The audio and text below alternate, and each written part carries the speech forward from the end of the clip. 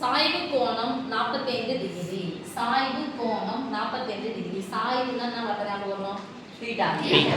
கோணம் தான் theta. சாய்வுனா m. கோணம்னா என்ன வரும்? தீட்டா. என்ன theta? tan theta. m equal to tan theta. m equal to tan எத்தனை டிகிரி கொடுத்தாங்க? 45 டிகிரி. 45. அப்ப m equal to tan 45 degree மதிப்பு என்னது? 1. ஓகேவா?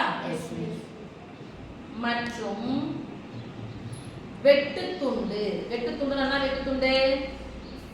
y வெட்டு துண்டுனா அதுக்கு சிம்பல் c. அப்ப y வெட்டு துண்டு வெட்டு துண்டுன்னு வந்துச்சுனா என்ன பண்ணனும்? c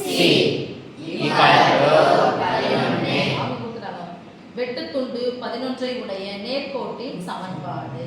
வெட்டு துண்டு 11 ஐ உடைய சாய்வு கோணம் 45 டிகிரி மற்றும் y வெட்டு துண்டு 11 ஐ உடைய நேர்கோட்டின் சமன்பாடு. c வரணும் m வரணும். அப்படி வரக்கூடிய நேர்கோட்டின் சமன்பாடு. ஒரு நேர்கோட்டின் சமன்பாடுனா நான் சொல்லுங்க x y வரணும் y வெட்டு துண்டு. ஒரு y வெட்டு துண்டு வரும். ரைட்? அப்ப x வரணும் y வரணும் y வெட்டு துண்டு வரணும். சமன்பாடு சொன்னாவே இந்த ஆயத்தொலை வடிவியல்ல சமன்பாடு சொன்னாவே என்ன ஈக்குவல் தான் வரும்? y equal. அப்ப இது என்ன பண்ணனும்? mx plus c. ஓகேவா? ஒரு சமன்பாடுனா x வரணும் y வரணும் y வெட்டு துண்டு. x வரணும் y வரணும் y வெட்டு துண்டு வரும். அப்ப சாய்வையும் y வெட்டு துண்டையும் கொண்ட நேர்கோட்டின் சமன்பாடு y equal to mx plus c.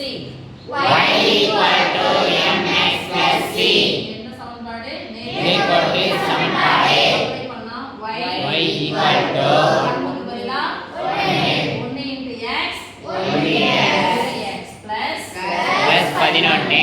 எப்படி சமன்பாடு வரும்? x y y என்ன x வந்து எனக்கு plus x.